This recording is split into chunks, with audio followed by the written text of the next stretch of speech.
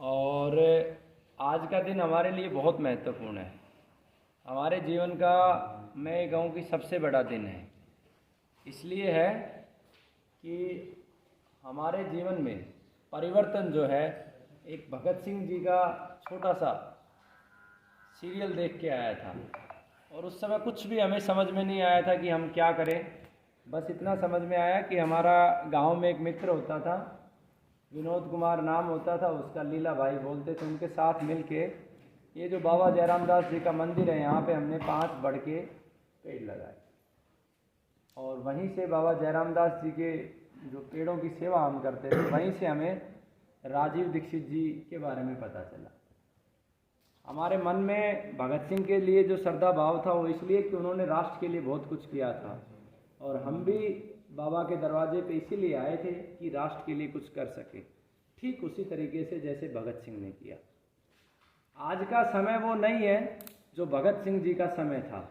वो दौर अलग था। वहाँ पे लड़ाइयाँ आमने सामने की होती थी, गर्दन उतारने की होती थी, गोले बारूदों से होती थी। आज समय बदल चुका है।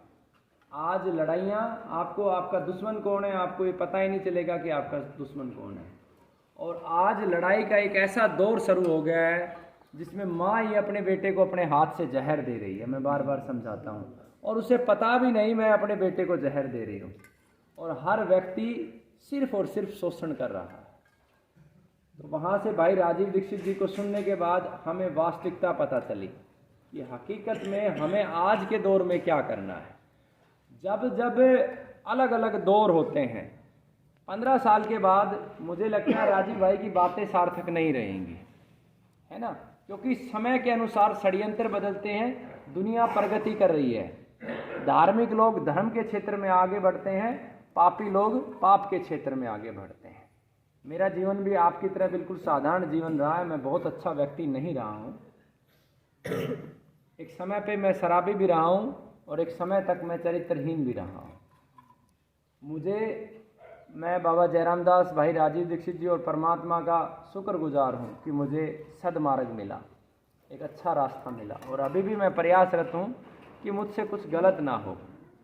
और ये दिन इसलिए महत्वपूर्ण है कि जिस महात्मा ने, बाबा जयराम दास जी ने आज ही के दिन जन्म लिया, शरद पूर्णिमा।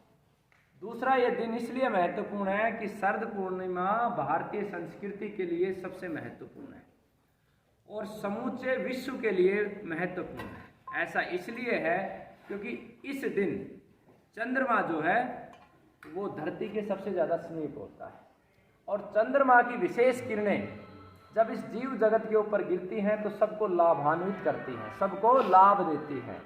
वो किरणें जब गौमाता के ऊपर गिरती हैं और जब उसके दूध से हम खीर बनाते हैं तो वो अमृत होती है। सुबह मैंने बताया भी था कि कैंसर के रोगी को कैसे खीर बनानी है और खानी है। इसी प्रकार से दमा के रोगी के लिए अमृत होती है। वो किरणें वनस्पतियों पे गिरती हैं तो उनको ताकत देती है, मनुष्य पे गिरती हैं तो मनुष्य को ताकत देती है और सद्बुद्धि देती है। साल में यही एक रात्रि होती है जिसमें हमें जागना होता है, जागरण के लिए हम बोलते हैं। आज सुबह 3:41 पे शरद पूर्णिमा प्रारंभ हुई थी, सुबह 3:41 पे, और आज रात्रि में 2:40 पे समाप्त हो जाएगी। तो पहला कारण इस दिन का महत्व भारतीय संस्कृति में बहुत बड़ा है। बड़े बड़े तपस्वी और ऋषि संत महात्मा इस दिन जन्म लेते हैं, तो इसलिए बाबा का जन्म दिवस है, इसलिए हमारे लिए दिन बहुत महत्वपूर्ण है। और तीसरा महत्वपूर्ण इसलिए है कि आज ही के दिन, आज से 4 वर्ष पहले हमने इस गुरुकुल की नींव रखी थी, 4 वर्ष इसके पूरे हो गए।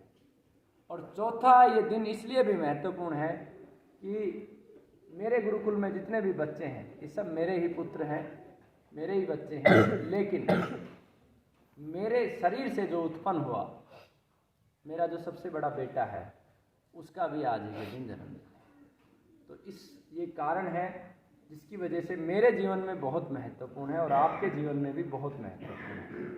आज के दिन आपको पता है 4:15 में हम एक वर्ल्ड रिकॉर्ड बनाने वाले हैं जो दुनिया में पहली बार बनेगा, 1111 त्रिवेणियाँ।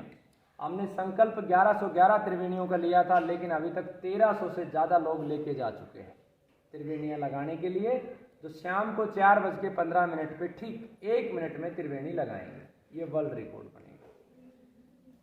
मैं जो आपको कुछ बेसिक बातें बताना चाहता हूँ आज, वो बेसिक बातें ये हैं कि हमें अपने आप को समझना होगा।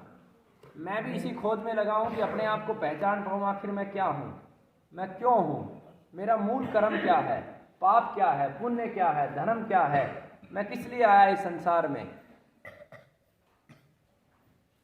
अपने आप को जानना सबसे ज़्यादा महत्वपूर्ण है। जिस दिन हम अपने आप को जानने लगेंगे तो शायद हम धर्म के पथ पे आगे बढ़ जाएंगे। ऐसा कोई इस धरा पे नहीं है जिससे गलतियाँ नहीं होती, हो भी सकता है, लेकिन अपनी गलतियों को भूल के और अच्छे मार्ग पे चलना श्रेष्ठ है। आज अगर बीमारियों की बात करें तो मुझे सिर्फ एक सीधा सा कारण नजर आता है, जितने भी बीमारियां हैं इस धरती पे इस समय मैं जहां भी देखता हूं, मनुष्य को जब मैं तुलना करता हूं कुत्ते के साथ, अधिकतम की बात करता हूं, मैं सब की बात नहीं करता, लेकिन अधिकतम की मैं बात करूंगा, जब मैं कुत्ते के साथ तुलना करता हूं तो मनुष्य कुत्ते से भी ज्यादा गिरा हुआ है इस समय। अधिकतम की मैं बात करता हूं, मैं सभी की बात नहीं करता। जो मनुष्य का कर्म होना चाहिए वो कर्म मनुष्य नहीं कर रहा। मैं भी पूरा अपना कर्म नहीं कर पा रहा हूँ, मैं प्रयासरत हूँ कि मैं अपने पूरे कर्म को कर पाऊँ। मैं खुद अभी पूर्ण नहीं हूँ। तो पूर्ण मनुष्य की जो पहली सीढ़ी होती है, जो मुझे लगता है, मैं गलत हो सकता हूँ, मेरी कोई बात अंतिम सत्य होगी ऐसा मैं कभी नहीं कहता हूँ। आपको मूल्यांकन करना है, जो आभास मुझे होता है मैं आप तक पहुँचा देता हूँ। मनुष्य का जो मूल कर्तव्य है, जो मनुष्य को पूरा कर सकता है, परमात्मा ने सबसे बड़ी ताकत बुद्धि मनुष्य को दी है। इस धरती पे अगर सबसे ज्यादा कोई ताकतवर और बुद्धिमान है तो मनुष्य है, इसमें कहीं कोई संदेह नहीं नजर आता। और जब भी किसी को ताकत मिलती है तो उस ताकत को सिद्ध कैसे किया जाए कि ताकत है या नहीं है, उसको सिद्ध करने का एक ही मार्ग है कि जब उस ताकत से वो दूसरों को ताकतवर बना दे, दूसरों की मदद कर दे, वही ताकत होती है। जब दैवीय शक्तियां होती हैं, ईश्वरीय शक्तियां होती हैं, तो वो आपके द्वारा अन्य लोगों को ताकत देंगी, अन्य लोगों की मदद करेंगी। जैसे भाई राजीव दीक्षित जी ने लाखों लोगों की मदद करी, जैसे भगत सिंह ने एक वाक्य बोलकर इस पूरे विश्व को आज भी जागृत करता है। मुझे भगत सिंह का एक ही वाक्य समझ में आया है, पूंजीवाद हर समस्या की जड़ है। भारत ही नहीं, पूरा विश्व दुखी है और दुख का एक ही कारण मुझे नजर आता है, पूंजीवाद। और पूंजीवाद के बाद अगर कोई कारण है तो वो कुर्सीवाद है, यानी कि नाम का जो मोह है। तो मनुष्य जिस दिन अपनी ताकत को पहचान के अपने से कमजोर लोगों की मदद करना शुरू करेगा, अपने से जो नीचे है, मनुष्य से नीचे जीव हैं, उन जीवों की मदद करेगा, उन पेड़ पौधों को बचाना शुरू करेगा, उन पेड़ पौधों से ठीक उसी प्रकार से प्रेम करेगा जैसे अपने बच्चों से करता है। अन्य जीवों से भी इसी प्रकार से प्रेम करेगा जैसे बच्चों से करता है। जैसे मैं अपने बच्चों से प्रेम करता हूँ, ठीक उसी प्रकार से मैं पेड़ पौधों से भी प्रेम करता हूँ। मैं इतना नहीं निभा पाता जितना बच्चों के लिए निभा देता हूँ, लेकिन मेरी आत्मा रोती है जब कोई पेड़ में पानी नहीं डलता या कोई पेड़ तड़प तड़प के मर रहा होता है। ये 100% सत्य। और मुझे इतनी खुशी मिलती है जब कोई पेड़ बड़ा होता है, उसके पत्ते आते हैं। आपने मंदिर के सामने देखे होंगे, वो करीब 100 बरगद के पेड़ मेरे लगाए हुए हैं। मेरा जो मित्र है उसके साथ मिलके और कुछ साथियों के माध्यम से वो पेड़ लगाए। आज भी मैं उस रास्ते से गुजरता हूँ तो जब वो पेड़ देखता हूँ, उनका जो आकार बढ़ता है, वो ठीक उसी प्रकार से मुझे खुशी देता है जैसे इस बच्चे की ताकत बढ़ती है, इस बच्चे की ताकत बढ़ती है, इस बच्चे की ताकत बढ़ती है। तो हमारा भाव वनस्पतियों में और अन्य जीवों में होना चाहिए। हमें ये भी निर्णय करना चाहिए कि कौन से हमारे कर्म से पक्षियों को नुकसान हो रहा है। विकास ये नहीं है कि आप 5G ले आए, आप 6G ले आए, आपने सारी चिड़िया तो खत्म कर दी, आपने सारे मोर तो खत्म कर दिए। क्या ये विकास का पैमाना है? ये विनाश का पैमाना है। दुनिया भर के वैज्ञानिकों को मैं चैलेंज करता हूं, जितने जीव खत्म होते जाएंगे, जितनी वनस्पतियां खत्म होती जाएंगी, मनुष्य की आयु खत्म हो जाएगी। आज 100 वर्ष की आयु से मनुष्य अगर 70 ही वर्षों में 65 पे आके टिक गया है तो उसका एकमात्र अगर कारण कहूं तो जीवों की हत्या है। और जो कुतर्क करते हैं मांसाहार को लेके, वो सिर्फ एक ही बात का आकलन करे अगर मांसाहार श्रेष्ठ है तो मनुष्य को मनुष्य का भी मांस खाना चाहिए, क्योंकि ऐसा अगर मनुष्य करेगा तो धरती का कल्याण होगा। क्यों होगा कल्याण? जब मनुष्य मनुष्य को मार के खाएगा तो अन्य जीवों की संख्या बचेगी और मनुष्य की संख्या कम होगी, और मनुष्य की संख्या कम नहीं हुई और जीवों की संख्या कम होती रही तो प्रकृति का असंतुलन होगा और मनुष्य, जैसा गीता जी में लिखा है कि कुत्ते की मौत मरेगा। इसका अर्थ यही है कि एक समय ऐसा आएगा कि मनुष्य 30-40 साल वर्ष में ही खत्म हो जाएगा, मैं जो समझता हूँ। तो हमें जीवों को बचाना चाहिए, ये हमारा मूल कर्म है। पहले हमारी दादी, नानी, माँ सब करती थी। मुझे याद है मेरी नानी जो है ना छत पे पानी का सकोरा रखती थी चिड़िया के लिए और एक मुट्ठी दाना जरूर डालती थी, जबकि हम भूखे मरते थे, 2 टाइम खाने का हमारे पास नहीं था। उस समय भी हम करते थे। जब मेरे नाना जी मेरे नानी जी के 4 बच्चे थे, 3 बहनें थी, एक मेरे मामा जी थे, जब मात्र 5 वर्ष की आयु में छोड़ के चले गए, उस दौर में जहाँ इनकम का कोई सोर्स नहीं होता था, वो खुद नानी खेती करती थी, गाय पालती थी, तब भी वो पक्षियों के लिए दाना हर समय डालती थी, तब भी वो जो है मिट्टी के हांडी में पानी हर समय रखती थी। जब वो कर सकती थी इतने संघर्ष में, तो हम क्यों नहीं कर सकते? तो ये कार्य हमें करना होगा। दूसरी जो मुख्य बात आपको मैं कहना चाहता हूँ यज्ञ के बारे में, हवन के बारे में। बहुत सारे लोगों को भ्रांतियां हैं कि ये केवल हिंदुओं का है। यज्ञ केवल और केवल धर्म का है और पूरे विश्व में एक ही धर्म है, दूसरा कोई धर्म नहीं है, दूसरे केवल पंथ हैं। और धर्म का मूल जो मैं समझता हूं, मैं किसी को ये नहीं कह सकता ये सत्य है, मैं आभास करता हूं, आप तक पहुंचाता हूं। धर्म का मूल है 5 तत्व, जिन तत्वों से आप सब बने हो और मैं भी बना हूं। अगर हम सबको बनाने वाले 5 ही तत्व है तो हम सब आपस में भाई बंधु हैं।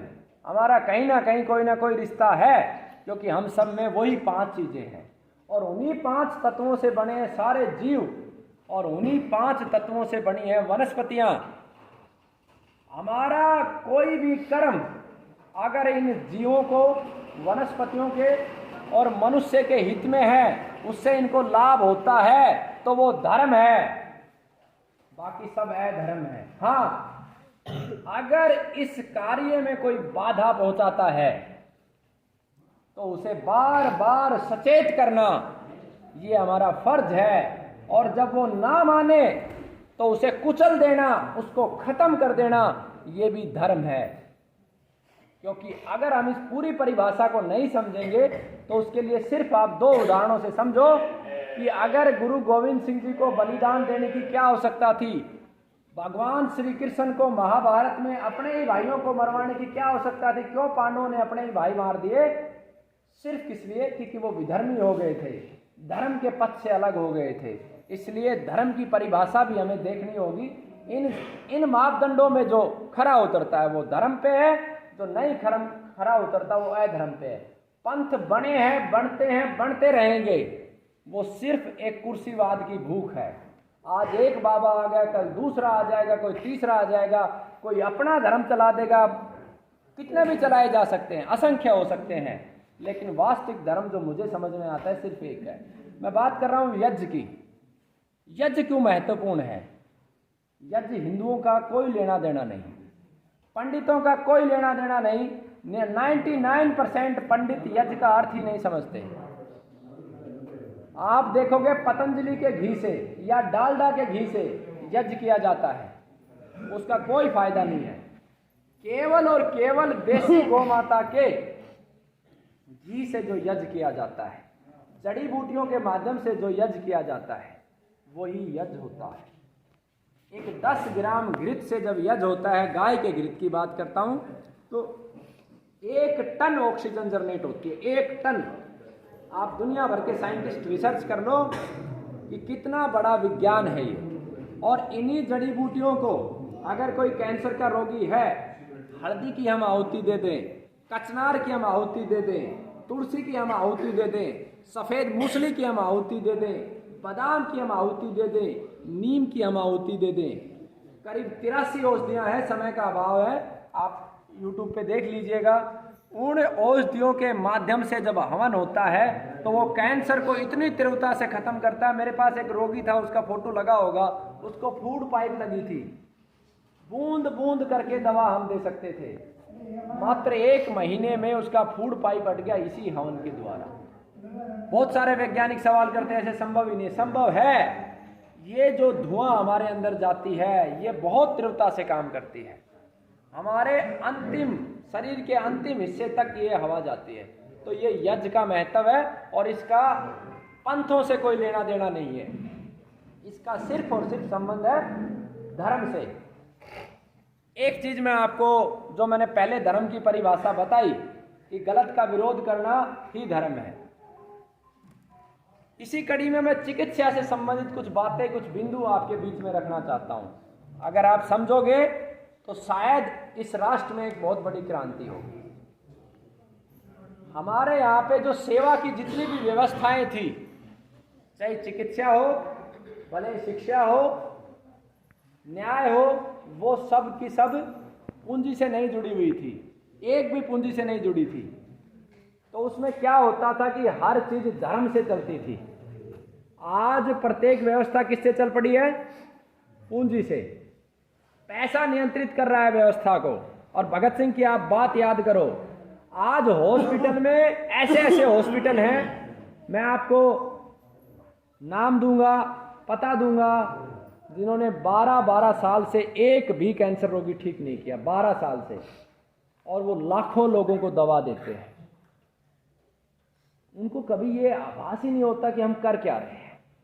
उनको हमने व्यक्तिगत रूप से 2-2, 3-3 बार बोला है कि आप दुनिया का सबसे बड़ा पाप कर रहे हो, क्योंकि हमारे यहां भी सारे रोगी ठीक नहीं होते हैं, और कभी 50% ठीक होते हैं, कभी 70% ठीक होते हैं। कई बार मेरी भी आत्मा विचलित होती है कि मैं इस काम को बंद ही कर दूं, लेकिन जो चारों तरफ का कुचक्कर देखता हूं कि कैसे लोगों का इस बात पे तो ध्यान है कि एक हॉस्पिटल चंडीगढ़ में खुल गया तो दूसरा मैं लखनऊ में खोल दूं, तीसरा मैं जयपुर में खोल दूं, लेकिन इस बात का तो कोई मूल्यांकन ही नहीं करना चाहता कि मैं हॉस्पिटल खोल क्यों रहा हूं। जब मेरे से रोगी ठीक नहीं हो रहे तो मैं हॉस्पिटलों की संख्या क्यों बढ़ा रहा हूं? मुझे चिंतन करना चाहिए।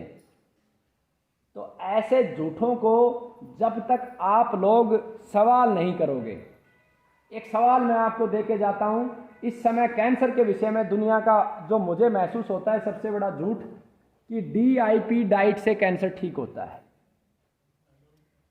ठीक है, 4th स्टेज कैंसर 4 महीने में ठीक होता है। ऐसे सैकड़ों वीडियो YouTube पे है। आपको लगेगा, आपके मस्तिष्क में सवाल भी आएगा कि इनकी कोई प्रतियोगिता होगी। मेरे बहुत अच्छे मित्र हैं जो इस डाइट को देते हैं और मैं उनको बहुत सम्मान करता हूं, और बहुत सारे उनके श्रेष्ठ कार्यों के लिए मैं उनका सम्मान भी करता हूं। लेकिन मैं 2 बार उनसे प्रार्थना कर चुका हूं, और दोनों ही सम्मेलनों में हमने उनको आमंत्रित भी किया, अगर ठीक होता है तो एक दिखाओ आप, अनेक नहीं, एक दिखाओ आप आ नहीं सकते तो हम आ जाते हैं आपसे डिटेल लेने, लेकिन नहीं दे पाए। आज भी उनके फ़ोन आते हैं, उनके दूसरे लोगों के, कि हम बैठ के समझौता करते हैं, बात करते हैं, लेकिन मैंने जितना कैंसर से दर्द लिया है आप में से शायद किसी ने नहीं लिया होगा।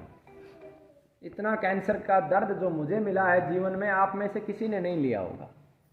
इसलिए मेरी लड़ाई ये है कि मैं आपको ठीक कर पाऊँ नहीं कर पाऊँ, ये मेरे हाथ में भी नहीं है, मैं सिर्फ प्रयास कर सकता हूँ।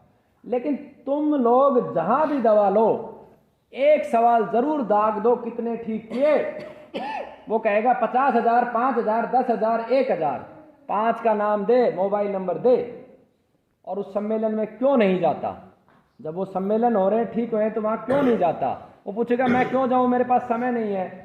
अरे भाई, जब दुनिया के 400 डॉक्टर वैद्य मिलके एक साथ किसी विषय पे सोचेंगे तो परिणाम आएगा। मैंने कोई अकेला, मैं कम से कम 350 वैद्यों के पास गया हूँ, उनसे सीखा है।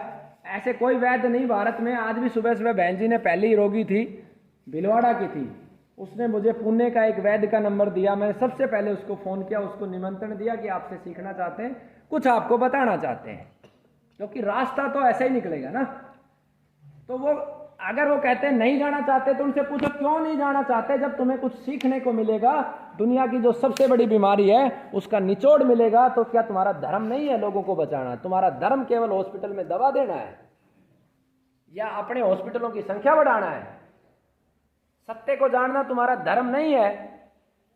तो ऐसे सवाल जब आप करोगे तो निश्चित रूप से मेरा जीवन का एक संकल्प है कि मेरे मरने से पहले मैं इस कैंसर का निचोड़ जरूर इस समाज को देके जाऊं। और ईश्वर ने मेरी खूब मदद करी है अब तक और आगे भी करेगा। और ऐसी मैं कामना भी करता हूं ईश्वर से कि अगर मैं ना भी रहूं तो मेरी जो ये अगली पीढ़ी है, ये जो अगली पीढ़ी है, ये बच्चों के रूप में ये जरूर इस पे काम करें, ऐसी मैं प्रार्थना भी करता हूं। और आप सबसे भी मेरी प्रार्थना है, 30 नवंबर को सम्मेलन है। मैं दौड़ दौड़ के थक चुका हूं। पिछले सम्मेलन में ये हरफुल मेरे साथ था और बहुत सारे लोगों ने साथ दिया। हमने 1,000 किलोमीटर पर डे यात्रा की, लोगों को व्यक्तिगत निमंत्रण दिया। हम हिमाचल में हर समय लगता था गड्ढे में गिर जाएंगे, क्योंकि रात भर सफ़र ऐसे घूम घूम के। तो अब मेरे लिए वो संभव नहीं है, लेकिन आप सब मेरे हथियार बन सकते हो, आप सब मेरे भगत सिंह बन सकते हो। आपको मैं व्हाट्सअप कर दूंगा, ग्रुप्स में डाल दूंगा, उसके प्रिंट आउट लो। जो भी वैद्य कहे कि कैंसर ठीक करता हूँ, ये ले भाई इसमें जा और अपने डाटा दिखा, मुझे दिखा कितने ठीक किए हैं।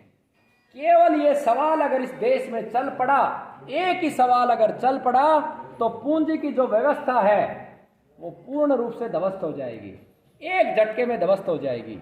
और इस समय सबसे बड़ा झूठ आयुर्वेद में है। एलोपैथी में झूठ नहीं है, एलोपैथी में लूट है। झूठ सबसे बड़ा आयुर्वेद में है, क्योंकि एलोपैथी का तो सबको साफ साफ दिख रहा है कि भाई कैंसर में कीमो दे देते हैं, रेडियो दे देते हैं, 2 साल 1 साल ठीक हो जाता है, उसके बाद बंदे को दोबारा हो जाती है। सच्चाई लगभग समाज को पता है। स्टैंडर्ड पैसा है, उनको लेना है 5 लाख 10 लाख 20 लाख। लेकिन आयुर्वेद में सबसे बड़ा झूठ है इस समय कैंसर के विषय में। और कैंसर पे अभी तक हम इतना